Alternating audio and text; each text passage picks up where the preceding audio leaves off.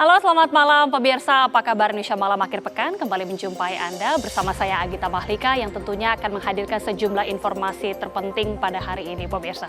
Termasuk diantaranya adalah yang menjadi dialog utama kami pada malam hari ini mengenai bagaimana penemuan dari pihak pemerintah, Komdigi khususnya, dan juga dari pihak kepolisian yang menguak adanya pegawai Komdigi yang justru menjadi penjaga situs judi online tersebut.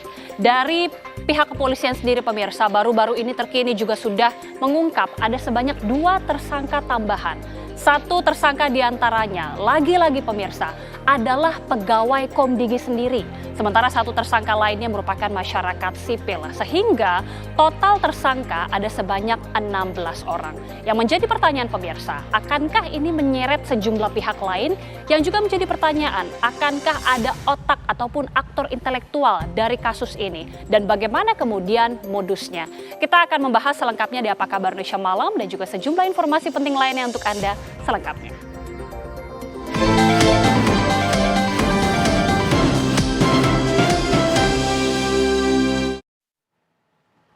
Kita awali dari informasi pertama pemirsa, diduga tak kuat menahan beban saat diguyur hujan deras disertai dengan angin kencang, tembok pembatas jalan tol Cinere Serpong mengalami longsor.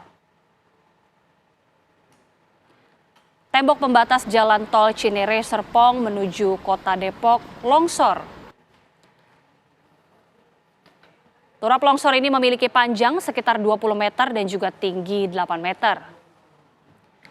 Direktur Utama PT Cinere Serpong Jaya, Mirza Nurul Handayani mengatakan, selain disebabkan adanya tingginya curah hujan, longsor ini juga disebabkan adanya aliran air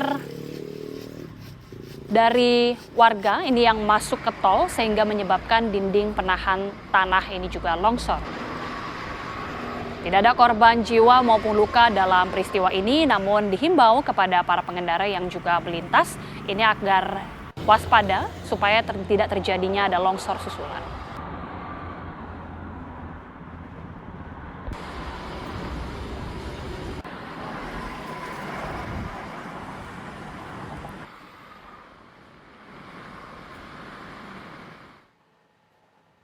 Berikutnya pemirsa, 9 orang tewas akibat sebuah pohon besar tumbang menimpa sebuah pondok tepatnya di Kabupaten Sopeng, Sulawesi Selatan. Kejadian ini bermula pemirsa saat warga sedang beristirahat di pondok atau gazebo yang letaknya di pinggir sungai. Tiba-tiba sebuah pohon beringin besar tumbang menimpa pondok dan belasan warga yang sedang berada di dalamnya. Berdasarkan data dari pemerintah setempat, 9 orang tewas tertimpa pohon, sementara 15 lainnya mengalami luka-luka dan harus menjalani perawatan di Rumah Sakit Umum Sopeng dan Puskesmas.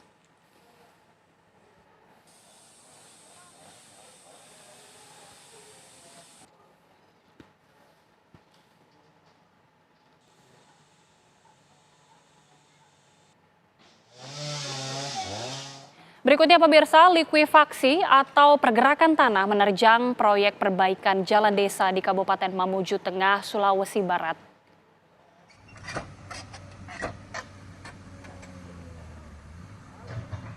Ya, beginilah detik-detik likuifaksi di Desa Salukada, Kecamatan Tobadak, yang membuat para pekerja proyek panik dan juga berhenti beraktivitas.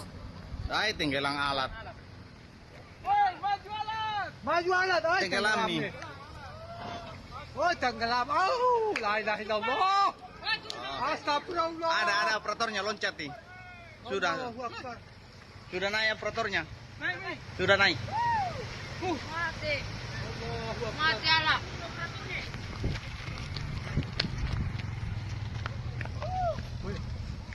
Fenomena tanah bergerak tersebut sempat terekam oleh pekerja proyek hanya dalam waktu beberapa detik.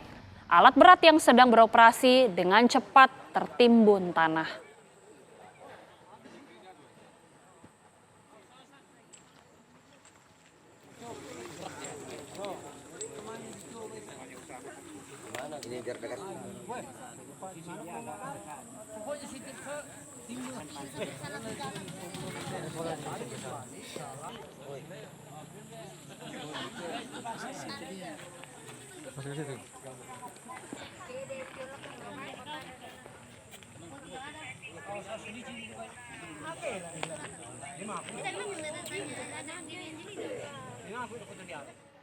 Kita akan langsung mengetahui bagaimana situasi terkini bersama dengan dari pihak BPBD Mamuju Tengah. Sudah bergabung bersama kami Bapak Sigit Dwi Harsono. Pak Sigit Dwi Harsono, selamat malam.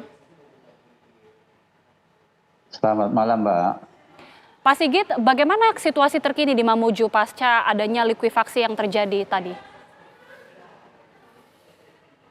Jadi begini, tadi itu sampai maghrib itu saya ada di sana. Jadi untuk saat ini baru ada proses persiapan evakuasi alat berat.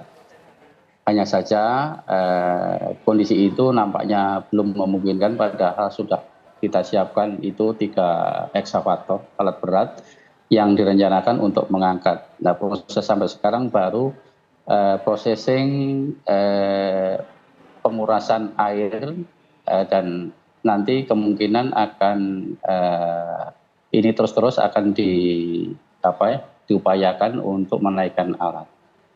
Nah, hanya saja ini ada persoalan yang agak sedikit kompleks, yaitu adanya kampung desa terisolasi, yaitu Desa Sejati, itu pada 8 kampung transmigrasi yang tidak bisa terakses ke Badak 7. Demikian pula di desa sebelah, yaitu daerah Mamuju, yaitu Leleng Utara, Leleng Barat, Leleng Induk, sama pihak kompleks perusahaan PKS Sawit PT Naka Lestari yang di wilayah Leleng Mamuju itu juga terputus aksesnya atau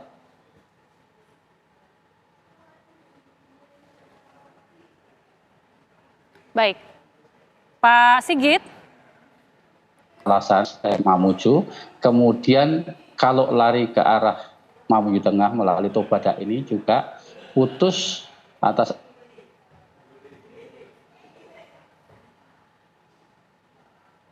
duga itu ya masih dugaan likuifaksi, tetapi kalau merunut terminologinya yaitu bahwa liquid di bawah, di atasnya tanah yang bergerak itu memang benar adanya, tetapi skopnya kecil. Nah, kalau dibandingkan dengan Petobo itu Palu waktu itu gambarannya sama, tapi skopnya memang kecil. Jadi kanan kiri itu pada saat ekskavator itu duduk di badan jalan, tiba-tiba itu tanah dari sebelah kiri dan sebelah kanan bergerak dan ya hampir sama seolah-olah seperti yang di Petobo Palu waktu ada likuifaksi itu, sehingga gerakan ini yang memicu terjadinya adanya berita yang viral ini, sehingga di sana sini mengatakan bahwa itu apakah betul likuifaksi atau tidaknya itu biarlah nanti tenaga ahli yang memang bisa menentukan ya tidaknya. Tetapi dalam kacamata saya memang di situ adalah daerah awalnya tanah gambut yang mana itu dalam kondisi musim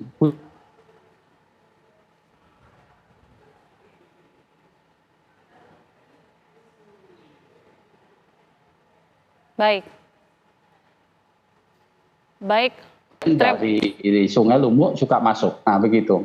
Nah, di situ akhirnya merendam, kering, hujan banjir, kering, di dalamnya tertampung air, sehingga ya wajar kalau memang suatu saat itu terjadi potensi gerakan tanah di permukaan. Itu, Mbak. Baik, terima kasih Bapak Sigit Dwi Harsono selaku Kepala BPBD Mamuju Tengah. Kita mengharapkan tentunya upaya evakuasi dan juga proses yang berlangsung ini bisa berjalan dengan lancar. Terima kasih Pak, selamat malam. Pemirsa, kita beralih ke informasi selanjutnya. Seorang pemuda terekam kamera saat melompat dari atas bendungan Benteng di Kecamatan Patam Panua, Kabupaten Pindrang, Sulawesi Selatan.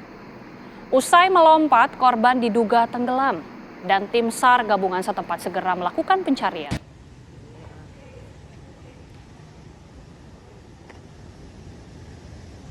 Ya, inilah rekaman remaja saat melompat di Bendungan Benteng, tepatnya di Kabupaten Pinrang, yang viral di media sosial. Korban melompat dari atas bendungan setinggi 16 meter. Korban sempat terlihat berusaha menepi, namun derasnya air membuat korban kehabisan tenaga dan hilang. Basarnas Kota Parepare bersama dengan tim gabungan bergerak cepat untuk melakukan pencarian. Tim SAR gabungan juga menurunkan drone untuk mencari korban dan memantau kondisi bendungan, termasuk kondisi sepanjang sungai. Rekan-rekan korban dan tim SAR berharap korban bisa segera ditemukan.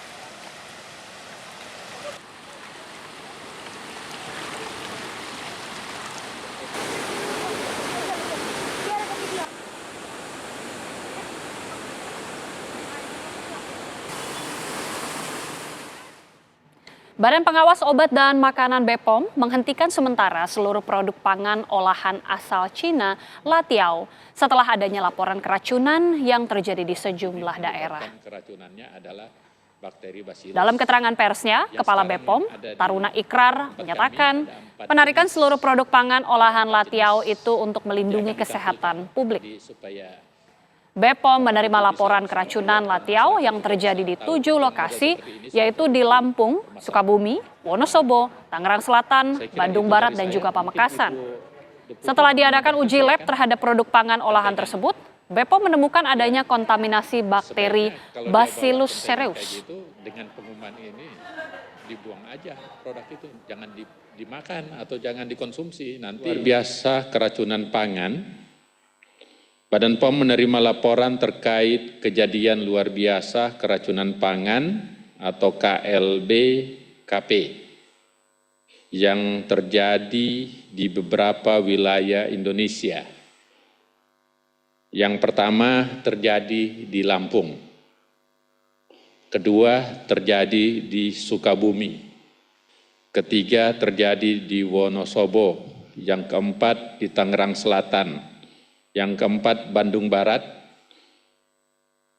kemudian Pamekasan, dan yang keenam dan yang ketujuh yaitu di Riau. Yang diduga disebabkan oleh produk dengan pangan olahan impor yang dikenal dengan nama Latio. Hasil pengujian laboratorium berdasarkan pengujian terhadap produk yang diduga menyebabkan KLB-KP, kami menemukan indikasi kontaminasi bakteri Bacillus cereus. Pada produk Latio, bakteri ini menghasilkan toksin yang menyebabkan gejala keracunan berupa sakit perut, pusing, mual, muntah, sesuai dengan laporan dari korban. Usai jeda pemirsa, kita akan bahas bersama dengan sejumlah narasumber bagaimana kemudian dari pihak kepolisian dan juga pemerintah yang berhasil menguak adanya sejumlah pegawai dari Komdigi yang ternyata menjadi penjaga situs judi online. Akankah berkembang ini menjadi sejumlah tersangka lain dan akankah ada aktor intelektual di balik ini? Sesaat lagi pemirsa. Ya pemirsa, bahkan dari pihak kepolisian ini juga baru saja meringkus ada sebanyak 2 tersangka tambahan, di mana 1 tersangka ini lagi-lagi pemirsa merupakan pegawai dari Komdigi, sementara 1 lagi ini merupakan masyarakat sipil. Ini menjadi total akumulasi ada sebanyak 16 tersangka. Lantas akankah ini semakin bertambah atau jangan-jangan ada aktor intelektual di balik dari kasus ini? Kita akan membahasnya bersama dengan sejumlah narasumber yang sudah ketiganya hadir di studio. Pemirsa, langsung saja saya perkenalkan satu persatu. Yang pertama ada pengamat keamanan siber Indonesia Cyber Security Forum, Pak Ardi Suteja. Selamat malam Pak Ardi, apa kabar? Malam Mbak Gita, alhamdulillah baik. Alhamdulillah. Selanjutnya juga ada pengamat hukum pidana UI, yaitu merupakan Mas Aristo Pangaribuan. Mas Aristo, apa kabar? Baik, Mbak Gita, selamat malam. Dan selanjutnya pada malam hari ini pemirsa kami juga mengundang ada mantan pelaku judi online, Mas Niko. Selamat malam. Malam, Mbak Mas Gita. Niko ini sudah bergabung bersama kita yang nanti juga mungkin bisa berbagi ya bagaimana kemudian pengalaman pahitnya pada saat waktu itu menjadi pelaku judi online. Tapi mungkin saya ke Pak Ardi terlebih dahulu. Baru saja ini dari pihak kepolisian merilis lagi ada 2 tersangka tambahan. Lagi-lagi 1 ini adalah pegawai dari Komdigi. Bagaimana kemudian melihat ini, Pak Ardi? Ya saya kira ini baru awal ya, baru awal pengungkapan proses penyidikan yang mungkin sudah makan waktu cukup lama ya, timingnya juga tepat ya, sehingga saya masih meyakini pasti akan bertambah. Karena kalau udah lihat kegiatan yang dilakukan para pelaku ini bukan pekerjaan yang dilakukan kemarin sore, artinya sudah cukup lama, tidak terendus ya. Artinya mereka juga pasti ada yang menutupi ya, ada yang menutupi kegiatan mereka. Jadi ini belum ketahuan semua. Jadi ini pasti akan bertambah. Pasti akan bertambah. Pasti akan bertambah. Kenapa begitu yakin, Pak Ardi? Ya karena mereka tidak sendirian. Ya, tadi sudah beberapa hari ini kan sudah diungkap bahwa mereka terima uang. Ya. Terima uang itu nggak sesederhana orang datang sana bawa uang kan, harus ada perantaranya. Perantaranya siapa? Ya. Terus kok selama ini mereka melakukan kegiatan tidak ada yang memantau, ya, mencurigai mereka melakukan kegiatan di Komdiji. Artinya kan ada yang terlibat selain mereka pelaku ini. Ada mungkin ya supervisornya apa segala macamnya, itu masih akan bertambah. Oke. Gitunya. Sejauh ini polisi sudah merilis ada 16, tapi memang tidak semua dari pegawai Komdiji. Tapi bagaimana kemudian Pak Ardi melihat peran dari masing-masing pegawai ini, khususnya pegawai Komdiji ini yang jadi tersangka? Ya ini kelihatannya memang apa yang mereka lakukan ini lepas dari pengawasan internal. Ya seharusnya kan mereka diberikan amanat ya sesuai dengan undang-undang itu untuk melakukan penertiban ya, pengawasan ya situs-situs ilegal ya. Bahkan juga mungkin mengoperasikan mesin teknologi yang dimiliki oleh Kominfo ya. Itu juga seharusnya juga nggak boleh banyak yang tahu tentang teknologi itu. Tapi kalau lihat mereka sekarang beroperasi ya, di luar kementerian ya, di luar lembaganya sampai membuka kantor satelit istilahnya ya. Ini artinya kan teknologinya sudah mereka kuasai, ya mereka bisa manipulir teknologi itu ya untuk menutup kegiatan mereka dari pengawasan internal. Artinya memang ini sangat rapih dan terorganisir dengan baik sampai sekian lama tidak terdeteksi, baru sekarang terbongkar ya puncak gunung esnya, dan saya bilang ini puncak gunung es, mungkin masih ada hal yang kita belum tahu. Tapi luar biasa ini buat saya, terus saya waktu mendengar beritanya saya udah terkejut, waduh kok begini gitu. Artinya wah luar biasa. Jadi di luar perkiraan kita tuh ada keterlibatan orang dalam tuh di luar sama sekali perkiraan kita selama ini. Oke, ini menjadi pertanyaan juga, bagaimana kemudian perekrutan dari pegawai-pegawai ini yang kemudian akhirnya kita ketahui justru menjadi penjaga, istilahnya penjaga dari situs judi online ini kan, apalagi sudah ada fakta integritas juga ini sebenarnya. Betul, fakta integritas kan itu perjanjian di atas kertas dan tangan. Yang ngawasin siapa? Pengawasannya selama ini seharusnya seperti apa? Ya cuma tanda tangan aja, kan udah. Dan habis itu udah lupain ya, yang penting formalitas kan.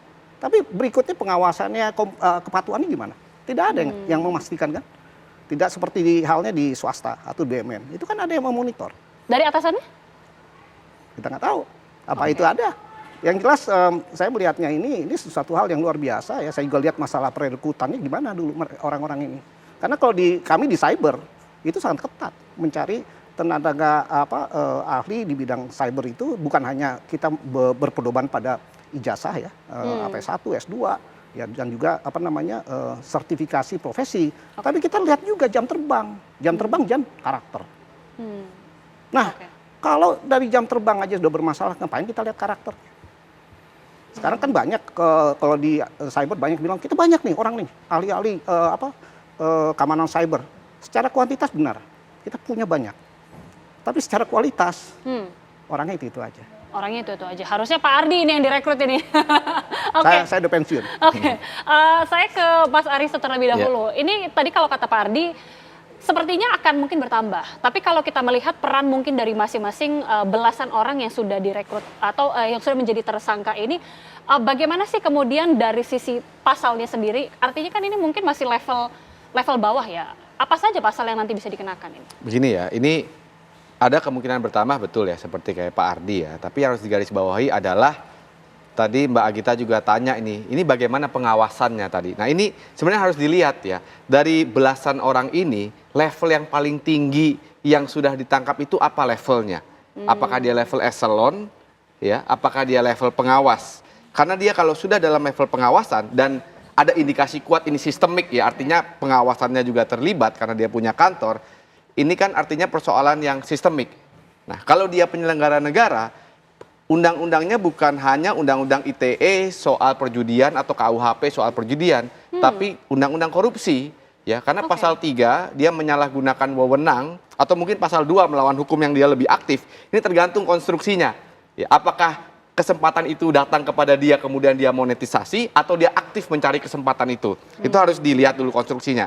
Tapi apapun itu bisa melalui konstruksi tindak pidana korupsi, dan tindak pidana korupsi itu hukumannya jauh lebih berat. Kalau di Undang-Undang ITE hukumannya 6 tahun, KUHP 10 tahun, tindak pidana korupsi ini bisa sampai seumur hidup. Ya, atau 20 tahun. Ya. Nah, atau ada minimalnya misalnya 4 tahun dalam pasal 2. Nah, ini yang harus dilihat karena ini bukan persoalan biasa kalau sistemik ya. Bagaimana persoalan seseorang yang diberikan wewenang, kemudian wewenang itu dijual. Dan saya nggak kaget dengar ini. Saya udah berkali-kali diundang TV One, topik utamanya kan itu. Pejabat punya wewenang, dia jual wewenangnya. Dan ini nggak kaget ya buat saya, karena itu terjadi juga bukan di institusi Komdigi atau Kominfo, terjadi di institusi-institusi lain. Nah, inilah sebenarnya yang harus dilihat dan kita apresiasi juga, itu yang pertama. Yang kedua, juga harus dilihat apakah ini dilokalisir atau dilokalisasi hanya di Komdigi aja. Apakah ada akar-akarnya itu kepada institusi-institusi lain? Karena ini kan bisa aja dia beroperasi seperti itu, apakah ada backingnya, bisa dari aparat penegak hukum? Karena kita tahu, misalnya dalam kasus Sambo kemarin aja deh, isu utamanya yang dimainkan adalah soal konsorsium 303. Jangan pernah lupa tuh 303 itu judi, itu pasal judi. 303 itu pasal judi dalam KUHP. Nah, apakah memang ternyata ada backing dari institusi lain, apalagi penegak hukum, ini juga perlu diperjelas. Makanya tadi saya setuju dengan Pak Ardi, ya mungkin ini akan melebar ya, akan bertambah. Kenapa? Ya karena judi ini persoalannya tuh sangat global ya. Karena tidak mungkin, susah lah ya Pak Ardi untuk menangkap provider judinya. Yang bisa dilakukan penegak hukum Indonesia adalah menangkap agentnya atau kementerian-kementerian pelindung-pelindungnya yang kemudian menjual kekuasaan itu. Oke, menarik bagaimana melihat ini tidak hanya melebar seperti kata Pak Ardi, hanya di internal Komdigi saja, tapi jangan-jangan mungkin ini bisa melebar ke instansi-instansi lain. Nanti kita akan bahas lagi, termasuk juga kita akan tanyakan kepada Mas Niko ya, bagaimana kemudian pengalaman pada saat menjadi pelaku atau pengguna judi online. Sesaat lagi pemirsa, kami kembali. Ya, kita sudah lihat tentunya bagaimana komitmen dari pemerintah yang ingin tentunya memberantas judi online, meskipun lagi-lagi ironis pemirsa, ada sejumlah oknum dari pegawai Komdigi yang justru ini malah menjaga situs judi online ini. Kita juga akan berbincang ini bersama dengan Mas Niko yang tentunya ternyata sudah bertahun-tahun ya Mas, waktu itu menjadi pecandu atau pengguna atau pemakai judi online. Ini mungkin bisa diceritakan waktu itu tahun berapa Mas Niko? Mulai dari tahun berapa? Saya nyoba itu 2021 lah, 2021-an sampai 2023 kemarin akhir kehancuran. Oke, jadi sudah total berarti 4 tahun lah ya, hampir 4 tahun? Iya, hampir 4 tahun. Awal mulanya bagaimana? Ngelihat di iklan? Ada iklan yang iming-iming hadiah besar kayak begitu. Terus saya juga penasaran sih, awalnya penasaran, jadi waktu itu ada duit-duit main akhirnya. Tapi awalnya tidak besar ya? Awalnya nggak besar, kecil. Oke. Kecil, lama-lama kita dikasih kemenangan, makin penasaran lagi, makin nafsu lagi, jadi besar deh. Tapi saat itu sempat kalah juga, tetap ibaratnya kecanduan lagi atau bagaimana sebenarnya Mas? Pas kalah saya coba-coba kali menang, masih coba terus gitu, masih kecanduan. Tapi waktu itu dengan dana yang Mas punya atau akhirnya mulai mencari pinjaman atau? Banyak utang saya, jadi ujung-ujungnya sampai sekarang utang saya banyak. Oke. Jadi total sudah berapa Mas kerugiannya? Kerugian saya udah lumayan sih Mbak, ratusan udah ada. Sudah ratusan? Sudah ratusan juta? Iya. Oke. Bagaimana kemudian akhirnya Mas Niko ini bisa istilahnya tobat begitu ya, berhenti tidak judi online lagi? Tobat itu udah bener-bener di titik akhir, titik nadir lah. Udah kita nggak punya apa-apa, sempet juga sama keluarga sendiri jadi pecah gitu, sempat pisah juga sama istri. Oke. Tapi ya alhamdulillah kembali lagi ke rumah, merubah sikap apa segala macam. Saya balik lagi gitu. Oke. Teman-teman Mas ini juga adakah yang sampai saat ini atau mungkin awal mulanya ini justru karena ikut ajakan teman juga? Ada, banyak kok yang masih main juga. Oke. Ini kan kita sudah lihat ya Mas, saat ini sudah ada sejumlah pegawai Komdigi yang kemudian ditangkap akibat ini. Tapi sebelumnya apakah situs-situs yang Mas tahu ini sempat ada yang diblokir dan Mas ini juga sudah tahu ini diblokir atau bagaimana? Misalnya diblokir hari ini, selang beberapa jam kemudian tuh ada nongol situs link rahasia mereka. Kita jadi diinfo nih, kita masuk ke situs mereka, diinfo dari chat adminnya, ada link baru lagi gitu. Oke. Hari ini diblokir, beberapa jam nggak hari bisa kebuka lagi. Oh, jadi hanya waktu Diakses. kurang beberapa jam saja yang diblokir ini sudah terbuka lagi? Iya, gampang diaksesnya. Oke. Ada berapa situs yang kemudian Mas sudah gunakan selama ini, selama beberapa tahun ini? Ada 7 sih kalau saya. Ada 7 situs? Saya gonta-ganti gitu. Alasannya berganti situs? Cerita-cerita mitos kali ya kalau di main judi nih, misal menang di situs A, terus besoknya lagi kalau mau menang lagi ganti ke situs B gitu. Tapi akhirnya ya sama zong-zong juga gitu, kalah-kalah juga. Katanya kan kalau habis menang, coba ke situs yang lain gitu. Ntar ini kita kedetek apa-apa, ternyata ya sama aja lah, nipu semuanya gitu. Oke. Sekali main berapa itu, Mas? Sekali main waktu itu saya bisa jutaan sih, Mbak, 2 juta ke atas gitu. Oke. Tapi kemudian sempat untung juga ya? Sempat, sekali. Sekali, itu menang berapa? Menang 30 jutaan. Oke, menang sampai 30 juta. Tapi kemudian kalahnya sampai beratus-ratus juta sampai sekarang? Beratus-ratus. Jadi penasaran gitu, udah habis lah semuanya, sampai ke utang-utang juga banyak. Oke, ini tentunya menjadi pembelajaran mudah-mudahan ya Mas, ya ini juga yang menonton, yang kemudian masih sampai sekarang terjerat juga, ini tidak meniru dan segera bisa berubah, apalagi kita sudah melihat ini sudah ada sejumlah pegawai dari Komdigi yang tertangkap. Pak Ardi, ini kembali lagi ya, tadi hal yang menarik adalah salah satu dari situs online, Mas Niko tadi mengatakan baru diblokir, kemudian dalam waktu beberapa jam ini sudah bisa diakses kembali. Ini apa kemudian, teknologi seperti apa yang bisa membuat itu? Ya dimungkinkan, karena mereka yang mau berpraktek ya, menggeluti bisnis ini, tentunya nggak mungkin melakukan kegiatan ini dengan hanya pola yang tunggal. Dia pasti ada semacam pola-pola bisnis yang kalau ya yang satu ngalamin masalah ya, dia akan berpindah ke pola berikutnya. Dia pasti ada cadangan, nggak mungkin dia ini. Lagi pula sekarang ini kan apalagi kalau kita bicara situs ya, situs itu kan ada yang domainnya itu ada yang berakhir dengan .com ya. .com itu paling gampang, sehitungan detik udah kita bisa daftarin. Nggak bakal ditanya KTP-nya segala macam gitu ya. Tapi kan situs ini yang sudah diblokir oleh Kominfo. Iya, dia kan di hitungan detik dia kan punya situs lagi. Oke, kalau itu berarti peran dari si pemilik situs sendiri yang akhirnya bisa dengan kecanggihannya, atau memang dari Kominfo sendiri yang kemudian tidak melihat, atau ada kong kali kong jangan-jangan? Jadi gini ya, kita harus tahu juga ini bukan masalah di Kominfo atau di Indonesia, ini seluruh dunia. Itu yang namanya aturan hukum. Itu selalu tertinggal dengan perkembangan teknologinya. Dan mereka ini yang main-main bisnis ini tentunya juga menguasai teknologi. Dan mereka juga tentunya paham sekali dengan kelemahan ya, kerentanan teknologi ya. Karena mereka juga membaca literatur yang kami baca juga. Makanya saya selalu bilang, kita selalu 10 langkah tertinggal. Ya, regulasi, aturan hukum kita selalu tertinggal. Dengan perkembangan yang sudah terjadi. Nah ini ya, ini juga kita bicara masalah bagaimana mengantisipasi ya, kita juga tidak punya budaya antisipatif. Nah ini yang kita juga harus bangun, artinya kita banyak sekali yang harus kita kejar dalam ketertinggalan era digital ini masih banyak sekali. Ya, ini aja kita baru hadapi masalah, belum lagi perkembangan teknologi ya, mengejar teknologi. Kita kan sekarang ini FOMO. FOMO hype ya, ada teknologi baru kita ikutin ya, ada angin surga kita ngikutin, tapi akal sehat kita tidak ngikut gitu.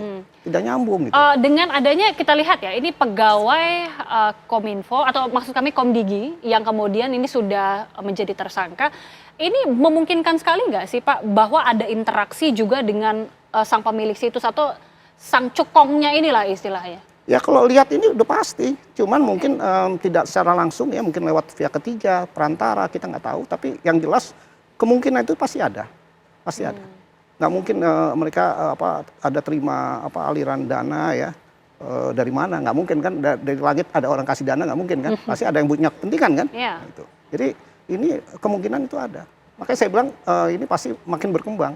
Ini kan baru awal pembukaan ya, ada pengungkapan, penyidikan masih berlangsung. Artinya proses-prosesnya ini masih berjalan. Kita nggak bisa ngambil suatu kesimpulan dalam waktu yang relatif pendek. Oke. Mas Aristo, ini nanti mungkin bisa dijawab usai jeda ya. Ketika tadi Pak Ardi mengatakan dari sisi regulasi ini sepertinya jangan-jangan ini kita tertinggal, apalagi dengan perkembangan teknologi yang semakin pesat, ini semakin ada saja cara-cara baru untuk melakukan kejahatan. Tapi sebenarnya bagaimana melihat dari sisi regulasi kita? Bisa dijawab usai jeda, saat lagi pemirsa kami kembali. Ya, pertanyaan dari Bu Menteri Mutia Hafid ini tentunya memancing pertanyaan juga. Saya ingin langsung ke Bang Aristo, bagaimana sih melihat dari sisi regulasi ya?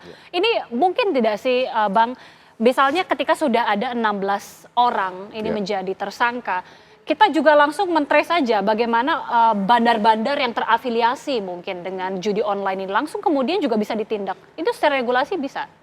Gini Mbak Gita, pertama soal regulasi dulu ya. Sebenarnya kalau di Indonesia, regulasi soal judi itu sudah agak kejam, comparatively dibandingkan negara lain. Paling yang lebih kejam dari kita tuh ya Middle Eastern.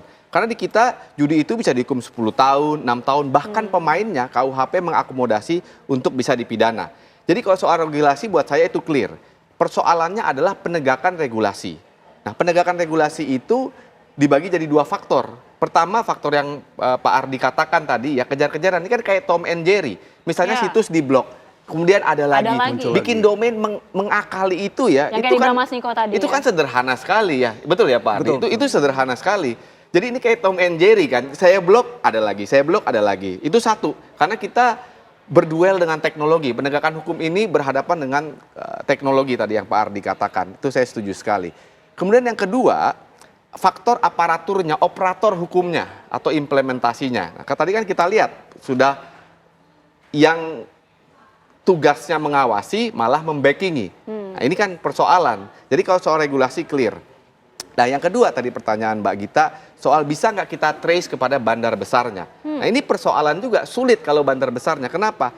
Harus diingat ya, yang namanya judi itu adalah kejahatan yang tidak universal atau bahasa akademiknya itu vice. Ya. Vice itu di bawah kriminal. Misalnya apa itu vice? Selain judi, misalnya narkoba. Ada negara-negara yang boleh narkoba, ada yang negara-negara boleh judi, prostitusi.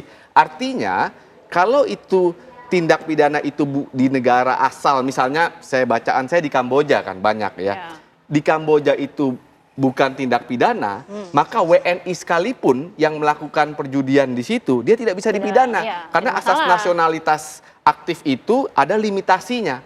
Ya, kalau itu di negara asalnya negara Mbak melakukan itu bukan tindak pidana, maka dia tidak bisa dipidana. Ya misalnya kalau WNI judi di Marina Bay Sands, ya datang ke Indonesia kan dia nggak bisa dipidana karena di Singapura itu tidak dipidana. Itu yang pertama. Yang kedua, dengan konstruksi seperti itu, paling mungkin yang dijerat adalah ya pertama aparaturnya atau bandar-bandar kecil tadi, agent-agentnya. Misalnya agent-agent yang nawarin tadi ke Mas Niko. Nah kita lihat endorsernya kan juga udah mulai ditangkep-tangkepin. Yang terafiliasi langsung dan yang ada di Indonesia. Ini persoalannya, yang ada di Indonesia. Karena di luar negeri karena tadi limitasi bahwa ini vice itu akan sulit dijangkau. Kecuali tuduhannya bukan soal judi tapi korupsi. Karena di korupsi itu bukan vice, korupsi itu universal dimanapun itu tindak pidana. Tetapi pembuktiannya juga nggak sederhana. Ya. Membuktikan bahwa bandar judi itu dia berkolusi dengan penegak hukum kemudian menjadi korupsi, itu nggak sederhana. Tadi seperti Pak Ardi juga sudah sebut, katakan, dia ini ada kaki tangannya kan, ada tangan ketiga, ada tangan keempat, ada middleman-nya. Sangat mungkin dia tidak berinteraksi langsung dengan aparatur-aparatur ini. Mencari hubungannya, tracing kepada akarnya, pembuktiannya akan sangat sulit. Begitu Mbak Gita. Pak Ardi, ini mungkin bisa digambarkan juga kepada pemirsa ya. Bagaimana sih sebenarnya konstelasi dari judi online ini? Apakah memang ini terpusat satu atau seperti dikatakan Mas Aristo tadi, sebenarnya banyak sekali tersebar berbagai macam level dan juga kaki tangannya ini? Ya kalau lihat jenisnya kan udah banyak. Artinya masing-masing jenis judinya itu masing-masing punya operator tersendiri. Dan tidak mungkin berpusat pada satu sentral bandar ya, itu bandarnya mungkin banyak karena ini kan udah banyak yang terlibat ya, ada negara lain yang ikut terlibat, ini udah saling terhubung. Jadi untuk mengurai semua ini nggak mudah. ininya siapa yang mengendalikan judi jenis ini, jenis itu tidak mudah. Oke. Karena pertama juga udah banyak ragam permainannya, kedua juga yang bermain banyak puluhan ribu, satu jenis saja udah puluhan ribu. Apalagi kalau sudah misalnya udah taruhlah ada 100 jenis permainan. Kalau misalnya udah taruhlah 40 ribu pemainnya, kali sekian udah berapa tuh? Kan luar biasa besar. Makanya tidak heran kalau kemarin kita sempat membaca perputaran bisnis judi online itu di Indonesia udah mencapai ratusan triliun. Karena besar sekali ininya. Yang bermain ya, menyelenggarakan itu waduh luar biasa. Tapi apakah artinya ini kan berarti menjadi tantangan yang sulit sekali? Kalau tadi Bang Arisa sudah mengatakan fenomenanya begitu sulit, apalagi ditambah dengan Pak Ardi juga mengatakan ini. Apalagi dengan pihak dari pegawai Komdigi sendiri ini juga turut membentengi. Jadi bagaimana melihat dari kinerja Komdigi ini, apakah mungkin untuk menghadapi tantangan seberat ini? Saya kira gini ya, kita harus lihat persoalannya, jangan lihat hanya masalah ini di Komdigi. Ini kan masalah masyarakat ya. Udah kita ada masalah judi Indonesia itu kan bukan sekarang. Udah dari zaman saya kecil dulu almarhum Ali Sadikin udah coba mengatasi, kita udah ngalamin SDSB, Porkas, macam-macam dan namanya. Semua sistem udah dicoba, tapi tidak ada hal yang yang justru membuat judi itu hilang dari peredaran. Karena namanya ya judi ya namanya kecanduan. Tapi yang paling penting di sini kalau emang kita mau punya komitmen bersama ya, ini nggak bisa hanya pemerintah yang mengatasi. Ini harus teman-teman dari pendidikan ya, dari mulai pendidikan itu harus diajarin kenapa judi itu berbahaya. Pemuka agama di mana? Ya, masyarakat jadi harus berkolaborasi semua. Kasihan kok semuanya pemerintah ini, waduh. Saya nggak bayang deh, apalagi Bu Menteri baru berapa minggu menjabat kan, udah dihadapin pada malapetaka seperti ini kan, kasihan kan ininya. Jadi nggak mungkin, ini harus sama-sama. Mas Niko ini mungkin melihat dari kacamata masyarakat, apalagi Mas Niko ini kan juga sempat menjadi pengguna gitu ya. Bagaimana sih kemudian dari sisi masyarakat, kenapa kemudian bisa sampai teradiksi untuk judi online ini, dan kira-kira bagaimana ini untuk bisa menghentikannya dari posisi masyarakat melihatnya, Mas? Blokir kayak dulu situs porno kan bisa tuh diblokir. Tapi dari A sampai Z dulu ngetik pornografi bisa kita akses, tapi sekarang udah enggak. Kalau sekarang judi harusnya sih seperti itu sih.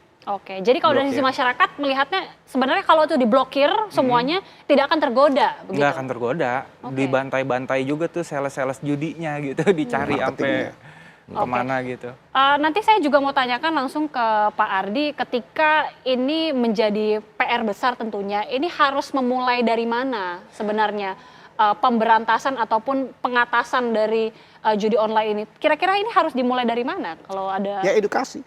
Ya harus dimulai dari edukasi yang paling bawah, mulai dari SD ya. Mungkin juga lanjutan pada pendidikan pada orang tua ya. Itu bahayanya harus ditanamkan, harus menjadi budaya kultur yang ditanamkan sejak dini.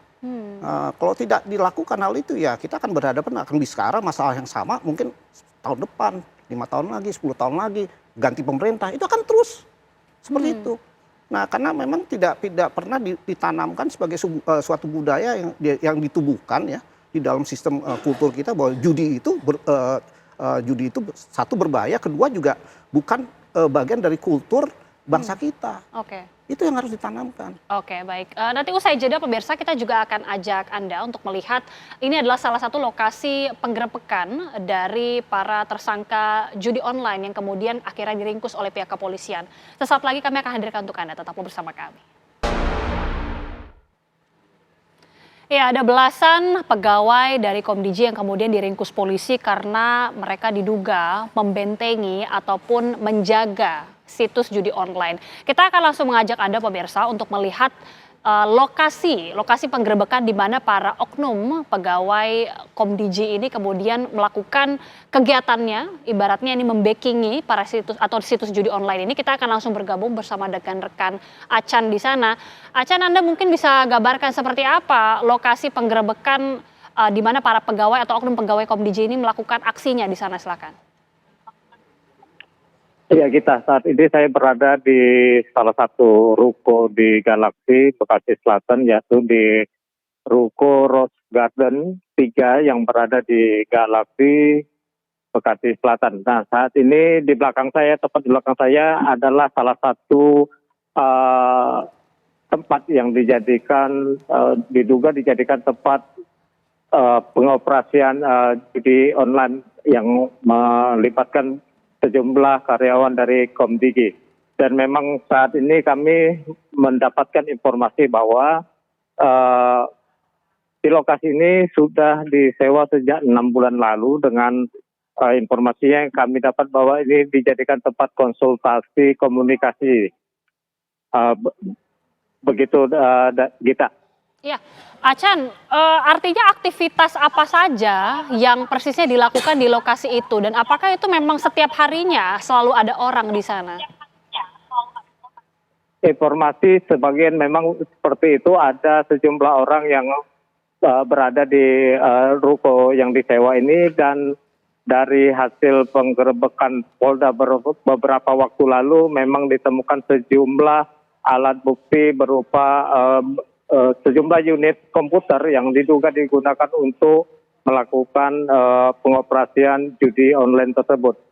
Dari beberapa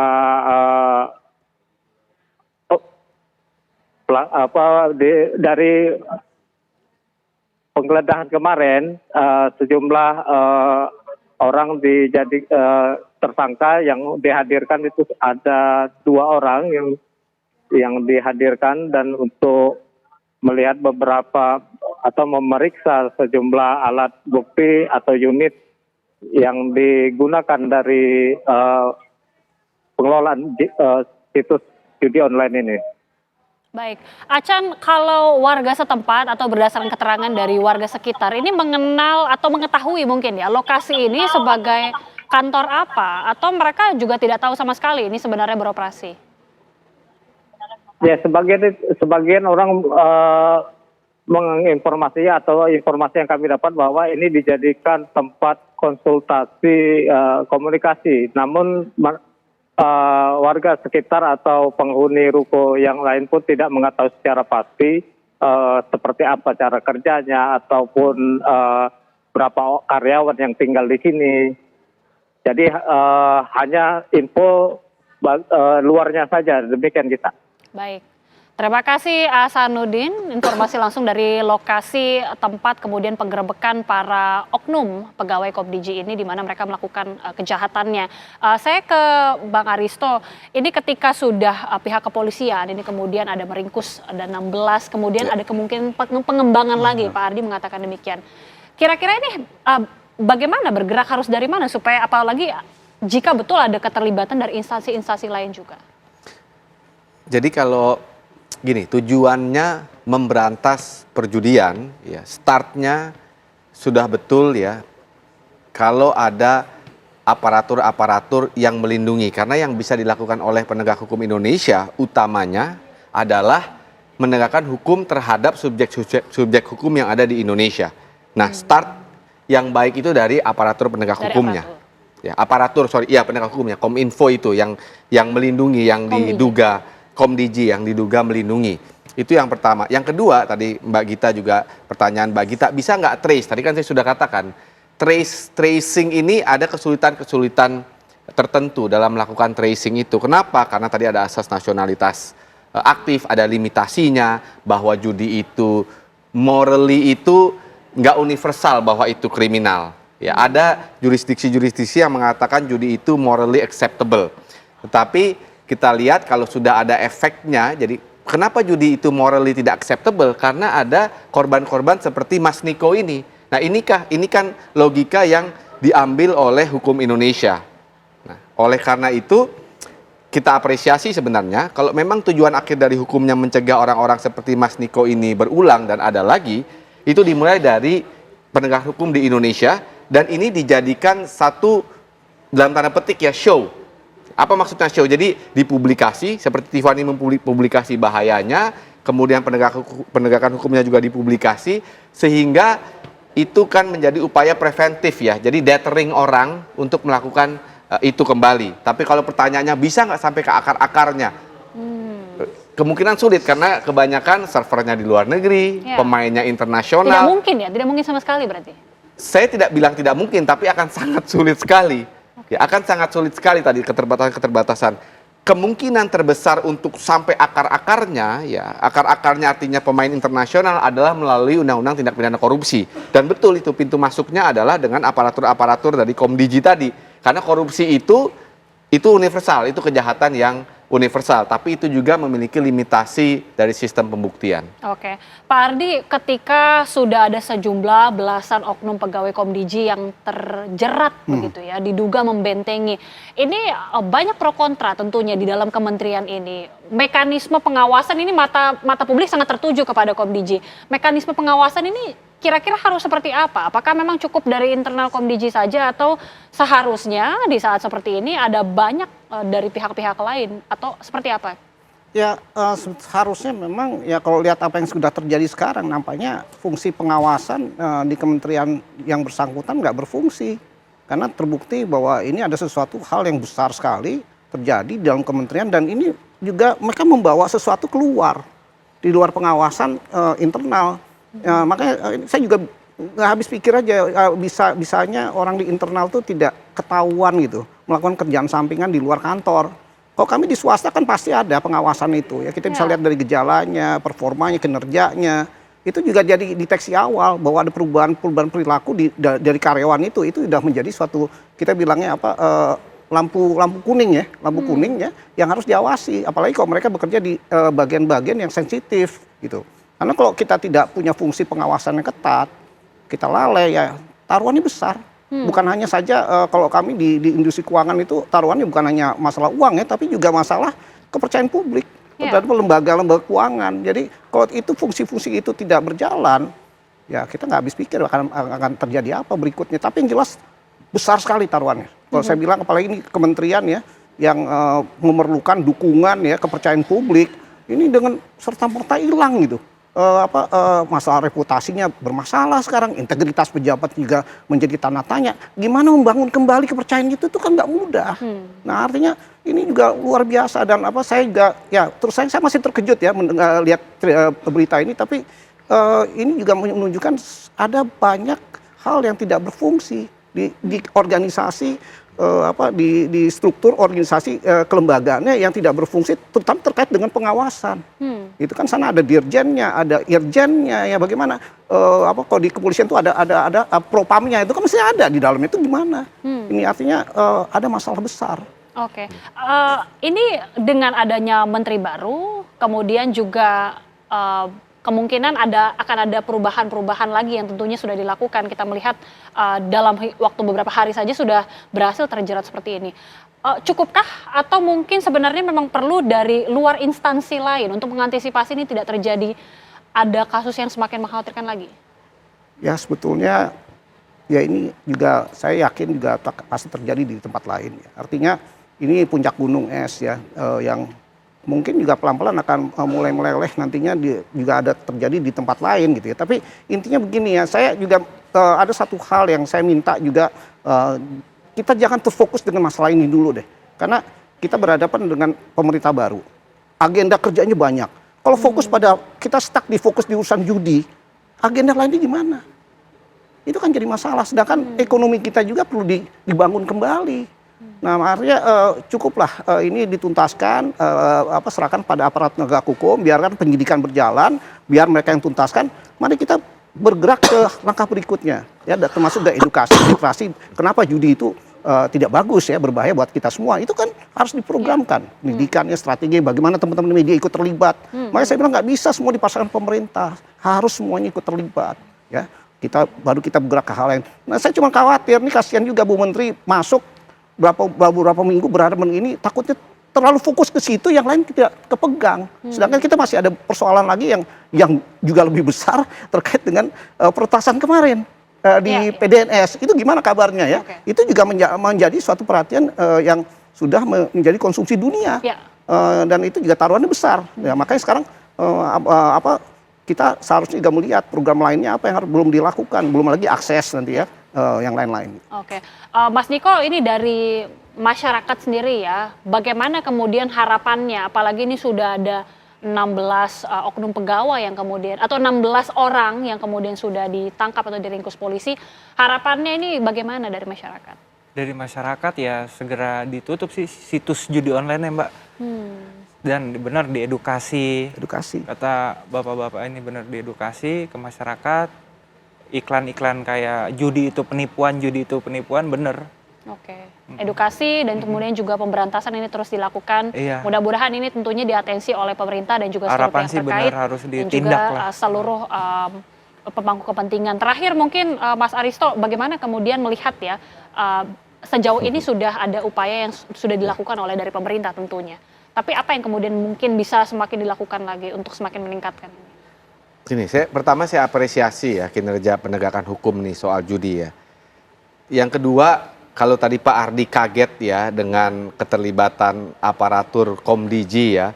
Kalau saya nggak kaget, tadi saya sudah katakan tema besar persoalan sistemik adalah orang yang punya jabatan ya, punya tendensi memonetisasi atau menjual kekuasaan itu. Nah ini persoalan, ini menurut saya ini persoalan lebih besar daripada judi. Betul, ini persoalannya ada di bidang judi, kemarin kita bicara di bidang penegakan hukum. Ya ini justru persoalan yang saya mau highlight. Ini karena terjadi bukan hanya di Komdiji. Minggu lalu kita bicara ini di kemarin soal hakim. Ya, suap hakim. Jadi ini adalah tema besarnya yang harus di highlight. Dan ini buat saya lebih serius daripada persoalan judi. Ya, kenapa? Betul bahwa judi itu mempunyai efek buruk ya.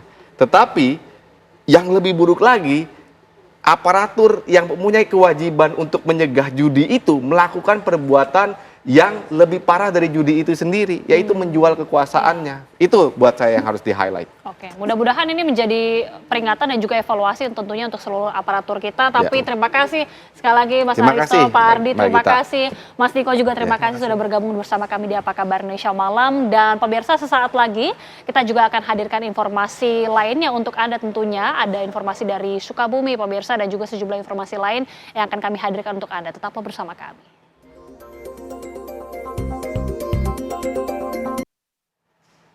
Pemirsa, polisi menetapkan sopir truk box Rosalia Express yang menabrak mobil liputan TV One di ruas jalan tol Pemalang Batang, kilometer 315900 sebagai tersangka.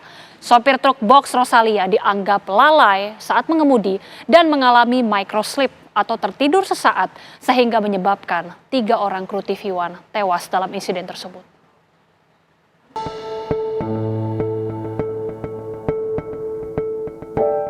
Kecelakaan mobil menimpa tim liputan program investigasi TV One di tol Pemalang Batang, Jawa Tengah pada Kamis pagi. Akibatnya 3 orang kru TV One meninggal dunia dan 2 orang lainnya terluka. Kecelakaan berawal dari truk box pengangkut barang Rosalia Express yang menabrak mobil TV One pada pukul 6:45 pagi waktu Indonesia Barat di jalur arah Jakarta menuju ke Semarang. Saat menjalani pemeriksaan, pengemudi box Rosalia Express mengaku berusaha menghindari kendaraan yang oleng di depannya.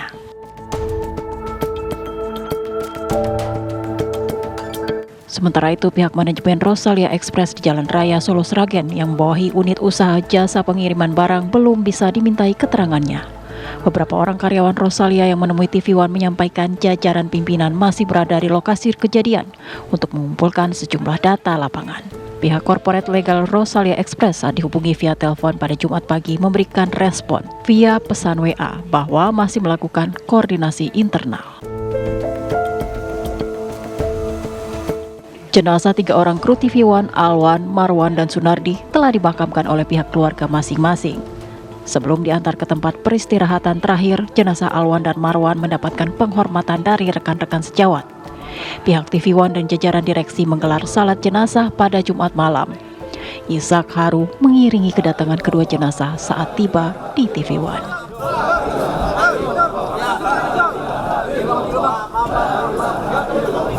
Pihak kepolisian telah menetapkan sopir truk box Rosalia Express yang menabrak mobil kru liputan TV One di ruas jalan tol Pemalang Batang, kilometer 315 sebagai tersangka. Sopir mengalami tidur sesaat atau microslip sehingga hilang kendali dan menabrak mobil TV One. Penetapan tersangka ini berdasarkan hasil olah TKP dan gelar perkara serta pemeriksaan para saksi. Kasus kecelakaan dinaikkan ke penyidikan dengan menetapkan sopir truk berinisial J sebagai tersangka. Pada pemeriksaan awal, J mengaku menghindari mobil di depannya.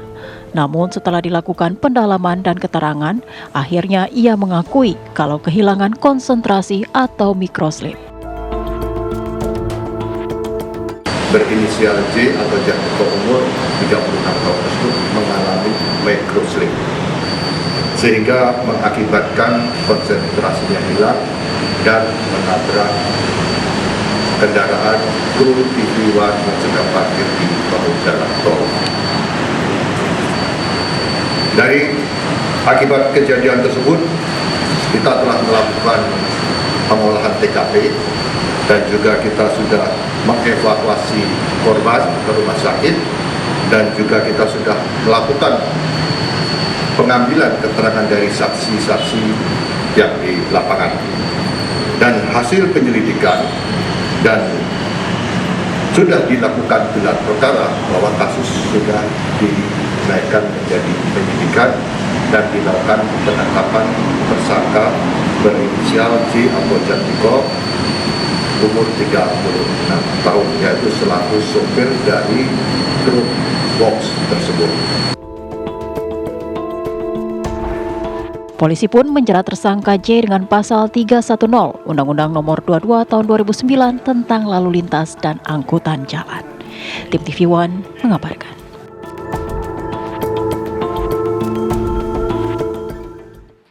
Pelopor goyang Satbor yang viral di TikTok ditangkap Polres Sukabumi karena diduga terafiliasi judi online. Pelopor goyang Satbor Gunawan bersama dengan 3 rekannya hingga kini masih diperiksa di Kepolisian Resort Sukabumi terkait dugaan terafiliasi dan mempromosikan judi online melalui akun TikTok goyang Satbor yang dimilikinya. Namun Kepala Desa Bojong Kembar Solehudin Wahin menyaksikan Gunawan Satbor ini terafiliasi oleh judi online. Menurutnya, Gunawan dan juga warga yang terlibat dalam goyang Satbor adalah warga yang sangat polos. Menurut Kepala Desa, pemberi sumbangan di siaran langsung goyang Satbor di TikTok, sumbernya tidak diketahui sehingga tidak mungkin Gunawan dan warga terlibat dalam judi online. Hingga kini pihak kepolisian masih melakukan pemeriksaan terhadap pimpinan goyang Satbor dan 3 warga lainnya di Mapores Sukabumi. Pihak kepolisian belum bisa memberikan keterangan terkait pemeriksaan tersebut. Bapak Peloki lagi gacor guys. Ya di linknya ada di Google. Peloki Toto anti rungkat lagi gacor guys. Berikutnya pemirsa, selebgram asal Wonogiri, Jawa Tengah, CDA, ditangkap Satreskrim Polres Wonogiri karena menyebarkan situs judi online melalui media sosial. Tersangka ditangkap polisi pada Jumat lalu dan diancam hukuman maksimal penjara 10 tahun dan denda 10 miliar. Selebgram pemilik akun media sosial CDA ditangkap di sebuah kafe oleh petugas patroli cyber Wonogiri, Jawa Tengah pada Jumat kemarin. Tersangka telah mempromosikan atau endorse situs judi online sejak 1 April hingga 24 Oktober 2024. Petugas juga mengamankan barang bukti 1 unit telepon genggam warna orange dan 1 buah kartu ATM.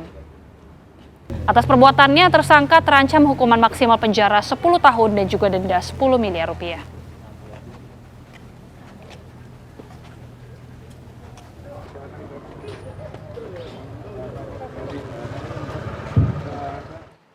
Aksi perampokan dan penganiayaan seorang agen BRI Link di Kecamatan Sibiru-Biru, Deli Serdang, Sumatera Utara viral.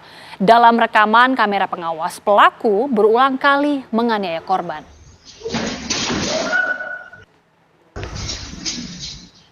Dalam rekaman CCTV terlihat korban tiba-tiba dicekik dari belakang oleh seorang pria tak dikenal dengan menggunakan penutup kepala dan tanpa baju. Berulang kali pelaku melakukan penganiayaan hingga korban pun tersungkur dari tempat duduknya. Beruntung korban sempat berteriak minta tolong yang kemudian terdengar oleh tetangganya. Namun sebelum warga datang, pelaku berhasil kabur melalui atap rumah gerai tersebut. Tidak ada kerugian material dalam insiden ini, korban pun selamat dan kini dalam perawatan intensif medis. Berbekal CCTV, pihak kepolisian kini tengah menyelidiki kasus ini.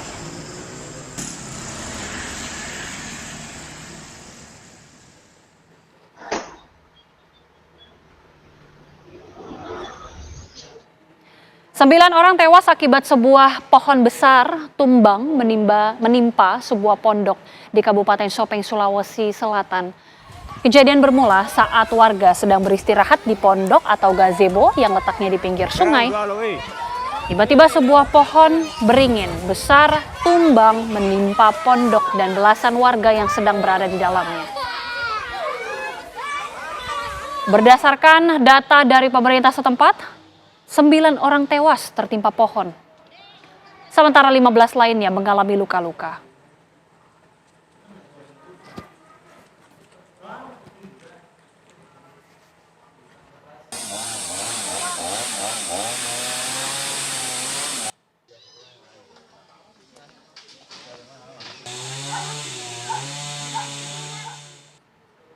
Untuk mengetahui perkembangan terkini pemirsa, kita langsung bergabung bersama dengan Bapak Akbar Sirajid selaku Kasih Kedaruratan BPBD Kabupaten Sopeng. Pak Akbar, selamat malam. Selamat malam, Mbak. Pak Akbar, hingga kini terdata sudah ada berapa korban tewas dan juga berapa korban luka, Pak, sampai saat ini? Izin melaporkan sementara data korban yang masuk di Badan Penanggulangan Bencana Kabupaten Sopeng itu, Mbak, berjumlah 9 orang. 6 diantaranya perempuan, 3 laki-laki, Mbak. Baik, untuk korban luka-luka ada 8 orang dan dari Kabupaten Baru ada 2 orang, Mbak. Baik, kondisi korban saat ini seperti apa, Pak, untuk korban luka khususnya? Kalau yang termasuk korban lukanya, Mbak, sementara yang patah tulang itu masih dirawat di Rumah Sakit Latamamala Kabupaten Sopeng, dan yang luka ringan sudah bisa dipulangkan dan diambil sama pihak keluarga, Mbak. Baik. Pak, kemudian bagaimana kronologi dari pohon besar tersebut yang akhirnya kemudian menimpa para korban ini? Seperti apa? Awalnya rencananya kan korban ini yang rencananya naik di situs Matabulu Matandre di Desa Matabulu Kabupaten Sopeng, itu rencananya niatnya untuk wisata, Mbak. Tapi pada saat pukul 11.00 angin kencang disertai dengan curah hujan yang tinggi dan kilat akhirnya menyebabkan dahan pohon tumbang, Mbak, dan menimpa korban di bawahnya. Rencananya untuk memang di Desa Matabulu ini destinasi wisata, Mbak. Oke, pohon ini apakah memang sudah terlihat kondisinya ini sudah cukup ringkih, Pak, atau memang karena cuaca yang sangat buruk? Kalau dilihat dari segi pohonnya, Mbak, memang dia sudah berumur kurang lebih ratusan tahun dan memang sudah agak rapuh, Mbak. Begitu kondisi di lapangan, Mbak. Oke, artinya pohon sudah cukup tua, Pak. Sebesar apa pohon ini? Kalau diumpamakan ya, Mbak, dia punya pohon itu sebesarnya kayak mobil kontainer, Mbak. Besar batangnya. Oke, pohon ini kemudian memang sudah berada di lokasi wisata, karena kan kita ketahui ini lokasi wisata disebutkan oleh Bapak. Apakah memang tidak ada upaya untuk mengamankan situasi di sekitar pohon itu, atau sebenarnya seperti apa? Kemarin kami untuk upayanya, Mbak, kan belum ada. Kemarin karena istilahnya memang daerah wisata begini, Mbak, kita susah tentu. Dan ini merupakan situs, Mbak. Situs. Di sini tempat orang datang untuk semacam situs kuburan kuno lah. Dan kalau macam untuk evakuasinya, Mbak, susah juga ya karena dari segi mistisnya mungkin yang banyak, Mbak. Jadi pohon ini tumbang, pemicunya apa ini, Pak? Kalau dugaan juga dari BPBD? Kalau awalnya informasi dari warga itu, Mbak, akibat petir ya, Mbak. Informasi dari juru kunci di situs Matabulu Matandre. Petir katanya bunyi menggelegar, akhirnya dahan sebesar mobil Avanza itu tiba-tiba rubuh, Mbak. Oke. Dan pada saat itu posisi memang wisata lagi terbuka untuk para wisatawan. Artinya memang banyak masyarakat yang berkumpul. Ya, banyak masyarakat yang berkumpul karena faktor adanya dia punya semacam hajat ya. Karena di sini kan ada semacam hajat, dia naik untuk melepas hajat ceritanya, Mbak. Oke. Pada saat itu seperti apa, Pak? Kemudian dari lokasi sendiri, apakah mungkin ada pertolongan pertama yang dilakukan dari pihak sekitar? Kalau bisa diulang, Mbak, putus-putus suaranya, Mbak. Iya, pada saat waktu itu saat pohon kemudian menimpa banyak masyarakat di sana, bagaimana kemudian pertolongan yang diberikan dari sekitar, Pak? Awalnya kan masyarakat ada beberapa pemukiman yang dekat dari situ-situ, Mbak, tempat wisata itu. Masyarakat akhirnya konfirmasi melaporkan kejadian tersebut ke Badan Penanggulangan Bencana Kabupaten Sopeng. Akhirnya tim reaksi cepat kami segera meluncur ke lokasi. Awalnya pertolongannya dari masyarakat, Mbak. Baik. Tapi terkendala dari besarnya pohon, akhirnya peralatan juga minim di sana. Kami terjunkan beberapa peralatan, ada 8 senso, Mbak, termasuk 3 senso besarnya. Baik. Kondisi sekarang di lokasi seperti apa, Pak? Apakah memang sudah seluruhnya dibersihkan dari reruntuhan pohon ini? Kondisi terakhir tadi, Mbak, waktu kita tinggalkan sudah dipotong-potong kecil, Mbak, sudah melakukan evakuasi. Baik. Terima kasih Kasih Kedaruratan BPBD Kabupaten Sopeng, Bapak Akbar Sirajid sudah bergabung bersama kami di Apa Kabar Indonesia Malam. Terima kasih. Selamat malam, Bapak. Selamat malam. Dan usai jeda pemirsa, kami akan hadirkan informasi lainnya terkait ledakan keras yang disertai dengan kobaran api di PT Jati Perkasa Nusantara Kota Bekasi yang terekam kamera CCTV. Pemirsa, ledakan keras disertai kobaran api di PT Jati Perkasa Nusantara Kota Bekasi terekam kamera CCTV. Ledakan ini mengakibatkan 9 orang meninggal dunia. Inilah detik-detik rekaman kamera CCTV yang merekam ledakan keras serta kobaran api dan juga asap tebal saat kebakaran hebat yang terjadi di PT Jati Perkasa Nusantara atau JPN yang memproduksi pakan ternak di kawasan Berikat Priskolin Medan Satria Kota Bekasi pada Jumat pagi kemarin. Sejumlah pekerja dan juga sopir bongkar muat barang yang berada di luar gudang produksi yang mendengar ledakan cukup keras hingga ledakan ini terdengar hingga radius 500 meter. 12 karyawan yang sedang bekerja di dalam gedung produksi menjadi korban. 9 diantaranya dinyatakan meninggal dunia, sedangkan 3 orang selamat dan mengalami luka bakar. Hingga saat ini sejumlah mobil pemadam kebakaran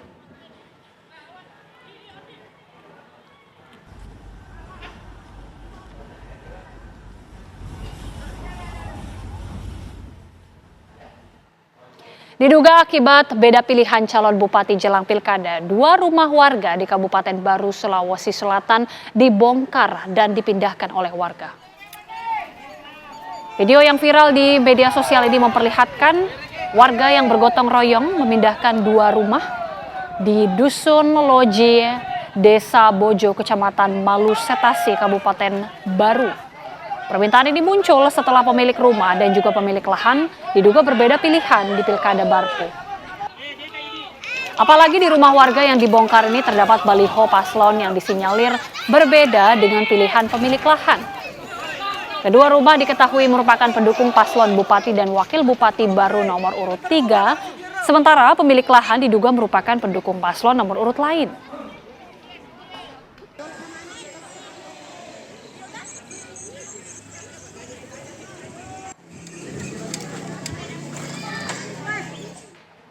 Warga Kecamatan Cibalong, Garut, Jawa Barat kembali menemukan situs mirip candi di lokasi kedua.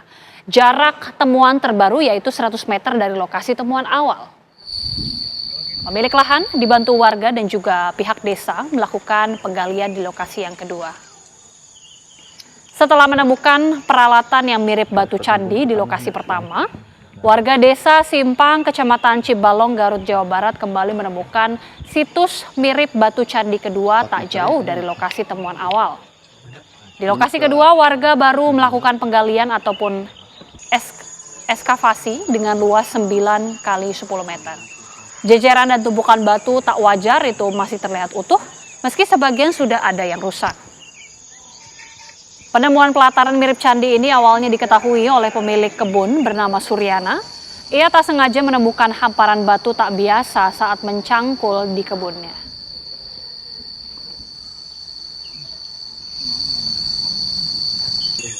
Sementara belum ada laporan ke dinas terkait.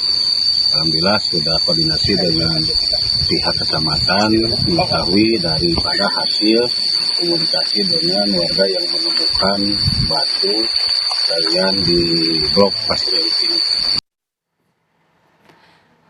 Pemirsa, kita beralih ke informasi berikutnya. Presiden Prabowo Subianto menegaskan tekadnya untuk pemerintahan yang bersih dan menyerukan pihak yang tidak setuju untuk minggir. Presiden juga menyampaikan peringatan kepada jajaran kabinetnya soal kunjungan ke luar negeri. Subianto dan Wakil Presiden Republik Indonesia Bapak Gibran Rakabuming tiba di Gerakan Solidaritas Nasional di Indonesia Arena, Senayan, Jakarta. Prabowo menegaskan ingin membangun pemerintahan yang bersih.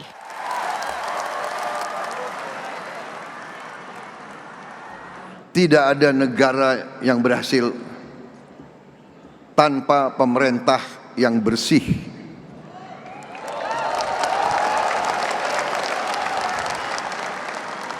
Tidak ada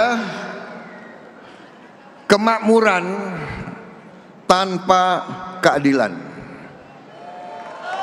Tidak ada negara yang berhasil kalau rakyatnya tidak bahagia. Ini ajaran sejarah ratusan tahun.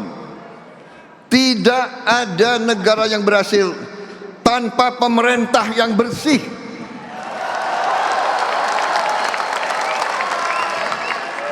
Karena itu saya bertekad memimpin pemerintah Republik Indonesia yang bersih.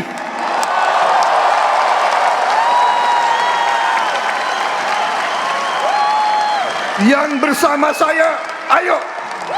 Yang tidak mau bersama saya, pinggir.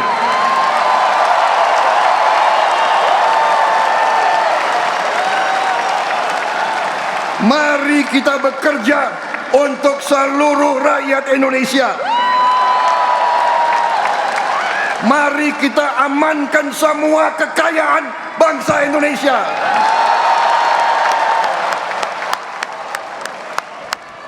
Mari kita wujudkan cita-cita pendiri bangsa kita, cita-cita Bung Karno, cita-cita Bung Hatta, cita-cita Bung Syahrir, cita-cita Sudirman, cita-cita semua pendiri-pendiri bangsa kita.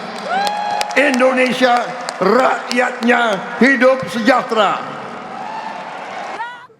Pakaian seragam sekolah. Prabowo juga menyerukan untuk melakukan aksi nyata, diantaranya menyisihkan uang untuk membantu anak sekolah yang kekurangan. Jadi, kalau di antara kita bisa menyisihkan 1,2 juta rupiah 1 tahun saja, berarti 100.000 rupiah per bulan, itu sudah bisa menyekolahkan 1 anak. Jadi kalau APBN insya Allah nanti kita akan kerahkan untuk makan bergizi, tapi untuk pakaian masih ada jutaan anak kita yang tidak punya pakaian. Orang tuanya sulit untuk memberi pakaian untuk anaknya dan karena itu dia tidak bisa sekolah. Jadi ini real. Saya minta saudara-saudara bergerak masing-masing. Yang bisa 100.000, 100.000. Yang bisa 500.000 berarti 5 anak. Dan seterusnya dan seterusnya. Ya.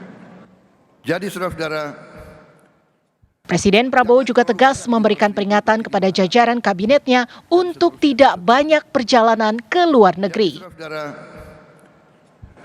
Jangan terlalu banyak kita seminar, jangan terlalu banyak omon-omon. Sekarang aksi, aksi, aksi.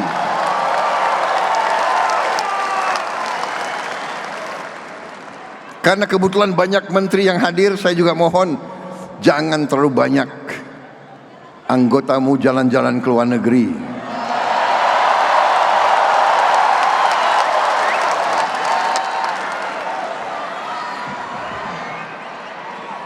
Kalau mau jalan ke luar negeri, pakai uang sendiri boleh. Dalam forum ini, Prabowo menyampaikan terima kasih kepada para relawannya dan menyatakan perjuangan belum selesai. Dari Jakarta, tim TV One mengabarkan. Kamar Dagang dan Industri Indonesia atau Kadin Indonesia wilayah Sulawesi menggelar silaturahmi konsolidasi untuk mendukung program pemerintah. Kadin Indonesia akan bergerak cepat di segala lini perekonomian. Semuanya, apa kabar? Saya Tovan. Kamar Dagang dan Industri Indonesia atau Kadin Indonesia wilayah Sulawesi menggelar silaturahmi konsolidasi menyongsong penguatan ekonomi menuju Indonesia Emas 2045. Untuk mendukung program pemerintah, organisasi Kadin Indonesia akan bergerak cepat di segala lini perekonomian. Salah satu program pemerintah yang akan menjadi perhatian adalah program makan bergizi gratis. Program tersebut dinilai nantinya bisa membantu mendongkrak perekonomian warga di berbagai kalangan. Selain mengonsolidasikan peran Kadin Indonesia dalam Kabinet Merah Putih, Ketua Umum Kadin Indonesia, Anindya Novian Bakri juga mengapresiasi gerak cepat pemerintah untuk program penghapusan pinjaman 6 juta petani dan nelayan, dan Kadin di daerah siap membantu. Terima kasih, Ketum. Kita melihat bahwa pemerintah sudah ingin bergerak cepat. Karena banyak sekali hal-hal yang bisa dilakukan untuk rakyat Indonesia yang pada saat ini butuh kepanjangan tangan dari pemerintah dan dunia usaha. Nah, disinilah Kadin hadir. Walaupun hari Minggu kita bersilaturahmi memikirkan program-program apa yang bisa disambut baik di Sulawesi. Tadi disampaikan program 3 juta rumah bisa kita sambut baik. Lalu bagaimana makanan bergizi bisa kita sambut baik karena butuh sekali banyak produk-produk makanan bergizi yang bisa menjadi swasembada di Sulawesi itu sendiri. Dan tadi juga kita bicara bagaimana sumber daya alam daripada Sulawesi ini luar biasa. Disebut juga tadi contohnya aspal di Sultra yang memang satu-satunya yang mempunyai potensi itu juga bisa diolah untuk kepentingan banyak sekali dan nanti akan dirangkum dengan tujuan supaya di awal Desember ini bisa menjadi suatu rangkuman yang cantik buat di Rapimnas nanti. Juga tadi ada mendengar soal petani, Pak ya? Ya, petani adalah bagian daripada kita. Ya, kita dengar ada 6 juta upaya pengampunan rekening pinjaman dari petani dan nelayan. Nah, kita mesti jadi yang paling depan, memberikan bantuan hukum, bukan saja untuk menyelesaikan restrukturisasinya, tapi untuk dapat berusaha kembali. Bahkan siapa tahu bisa mendapatkan pinjaman. Rapat koordinasi wilayah atau Rakorwil yang digelar oleh Kamar Dagang Indonesia di Makassar, Sulawesi Selatan ini diikuti ketua-ketua Kadin se-Sulawesi. Dari Makassar, Sulawesi Selatan, Syamsul Ma'arif Zulkifli Gafar, TV One mengabarkan. Informasi tadi sekaligus menutup perjumpaan kita di Apa Kabar Indonesia Malam. Dan sesaat lagi pemirsa, Anda bisa menyaksikan langsung debat terbuka perdana pasangan calon wali kota dan calon wakil wali kota Depok tahun 2024. Mewakili kru bertugas, saya Agita Mahlika mengucapkan terima kasih. Selamat malam, sampai jumpa.